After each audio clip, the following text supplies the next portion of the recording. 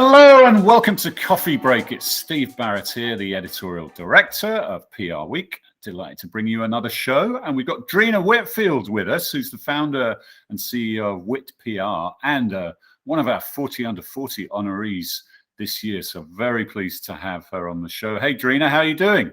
I'm good, Steve. Thanks for having me. It's a pleasure. Great to talk to a 40 under 40er and a next generation leader in the industry. So looking forward to chatting and finding out a bit about your operation. And you're based in New Jersey, in Union. So tell us a bit about WhitPR and what's your sort of positioning in the market. Yeah, so at WhitPR, we are champions of cultural leaders, creators, and movements.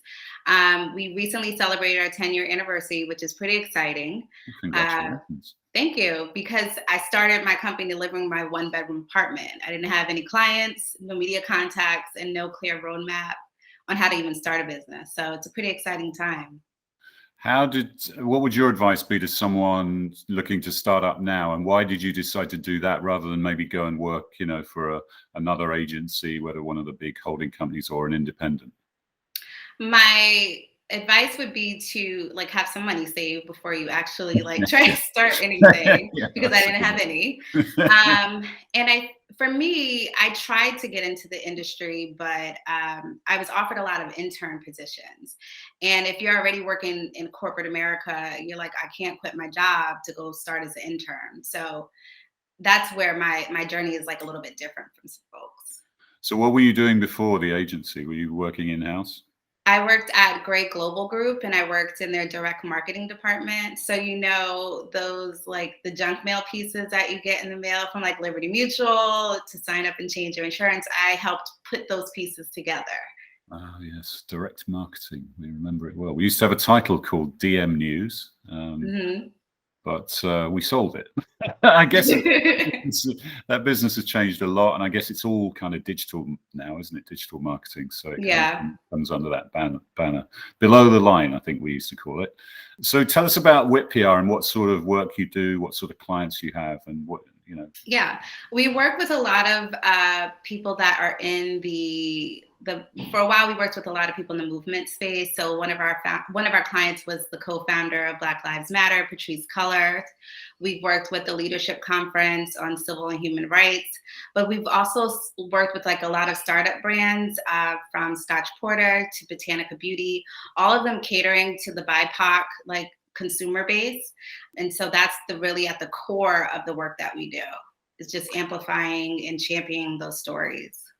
Yeah, tell us a bit about the Black Lives Matter client, and obviously a brand that is super important, but can be divisive. It has an image which, for better or worse, is a perception, right, in the marketplace. So how do you get around that, and how do you sort of tell that narrative? And what was the sort of sequence of that last year, obviously, with all the events around the racial reckoning last year?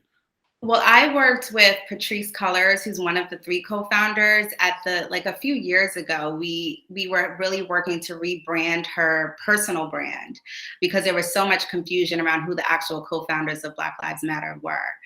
Work with her was really focused on brand positioning, including her in stories that, the media market was talking about Black Lives Matter, positioning her as an expert, and just trying to humanize her, because so many people will hear the Black Lives Matter motto or mantra and not truly understand that the people behind the brand and why they actually started it.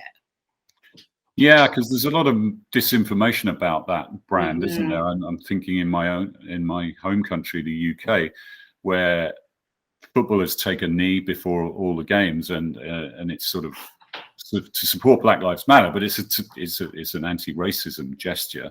But the message gets muddied. Where do you think we are with that, and how can we improve the messaging? Because it gets sidelined, really, and people have this vision of BLM, which is probably not. It's an amorphous group, really. Anyway, isn't it? It's not like a political party.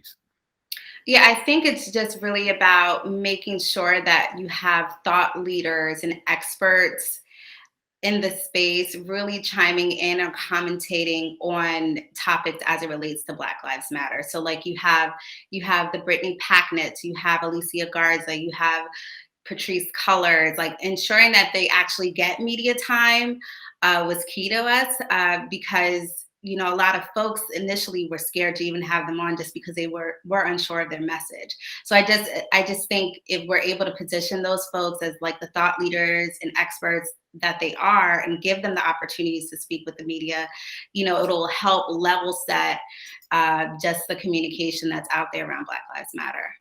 Yeah. And where do you think we're at in the PR industry? We hear a lot about the lack of diversity in the industry, and there's still a vast amount of travel, you know, on that journey. Do you think things have genuinely changed over the last sort of 15 months since the events of last year?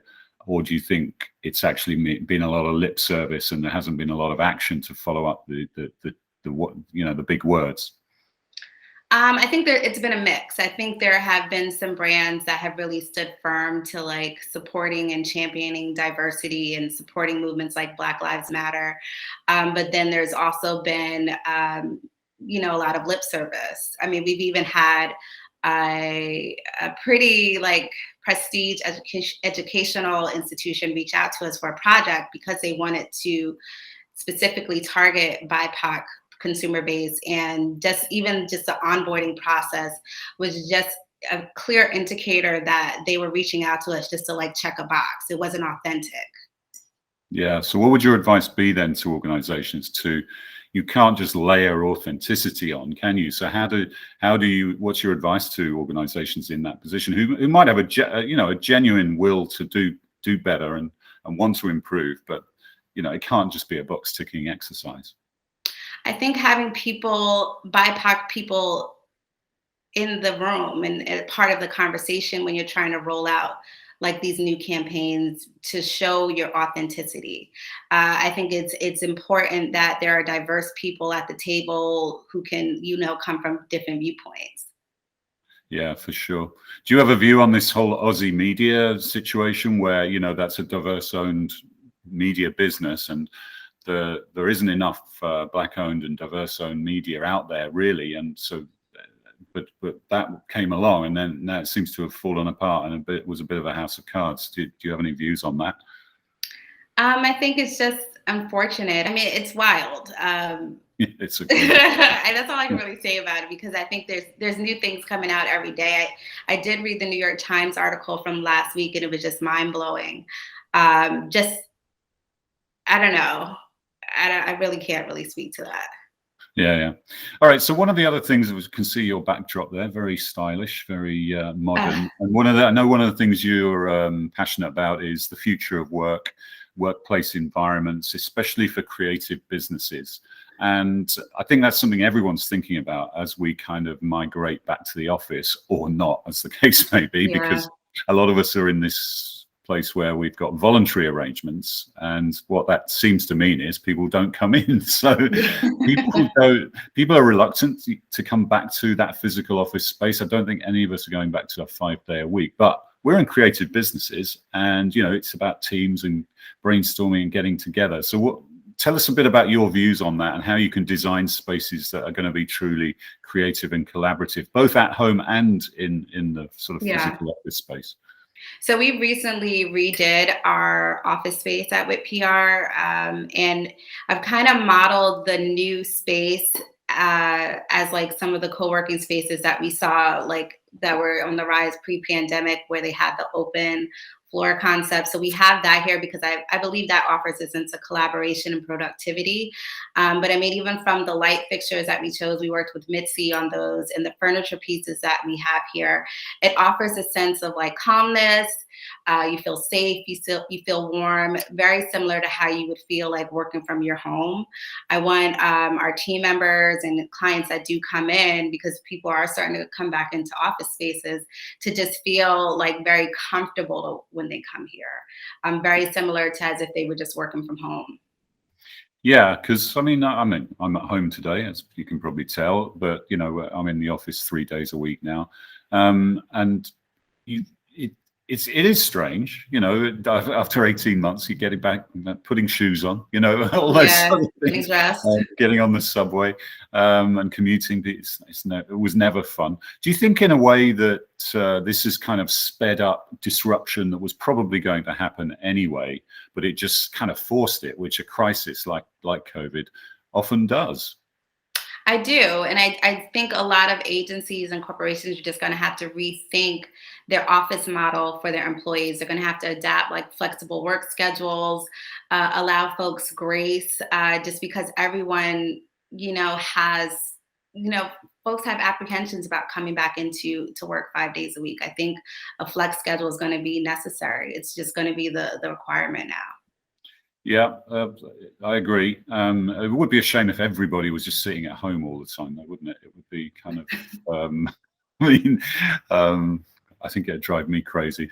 Definitely would drive my wife crazy. But I've got my 2 cats for company today, so that's that's nice. That makes you feel good. So, yeah. But it's a totally different. It's just changed. Everything's changed, hasn't it? And what do you think of this whole resignation, the Great Resignation, and have you seen that in your agency or with your clients? And where do you think we are culturally as we start kind of, we're coming to the end of another year almost, we're in Q4. Is that going to continue in 2022? I mean, people have got to earn a living, haven't they? So where do you think culture-wise we are in terms of work? I mean, at WhitPR, we haven't seen that. I mean, honestly, the team here is just really excited to come in and continue to do the work. Even our client work has increased during this last timing, like this last year, I would say. So I think we might be coming to a decline of that just because ultimately people have to get back to work. But I think folks are just going to be more intentional around the type of work they do and the type of places that they're going to work at. Yeah, for sure. So we're also starting to do in-person events. We have our Purpose Awards coming up, and we have our 40 Under 40 event at the end of October, where you'll be honoured. So I hope you're looking forward to that and having a celebration and getting back to an in-person event will be a lot of fun, I think. Me too. Yeah. What else are you looking for next year then? Where do you see yourself taking WhitPR, and what sort of trends do you think will be defining it? Honestly, we're already looking at 2022 and signing on some new exciting clients that, like I said early on, like where we are as a company is just a dream realized from when I started in my living room. I think we're going to continue to grow. I'm looking at some satellite locations in another city where we have like a bunch of clients, just to go there quite frequently. But we're going to be working with some larger corporations next year. And it's just been continued growth. I'm really blessed and fortunate that even throughout the pandemic, we saw like an increase in client work, but it was also just because it was timed with a lot of voting rights and race relations work that we were tapped to do. So no regrets about starting that agency a decade ago and going out on your own, because it's a bold thing. It's a big step, isn't it? I mean, not now. I mean, I can't go back. But it's been exciting. It's been a difficult journey, but an exciting one. So I don't regret it at all.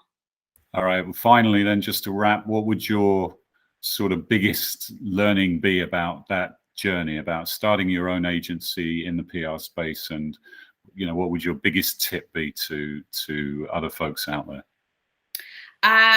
When starting your own business, I would say ask questions, ask as many questions as possible, and we live in this world where a lot of people are starting, especially young, are they millennial or Gen Z?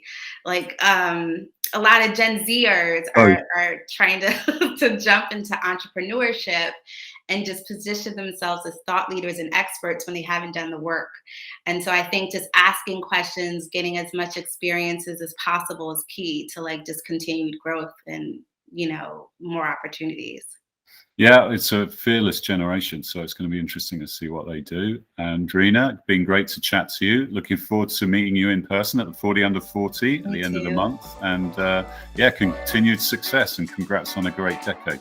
Thank you.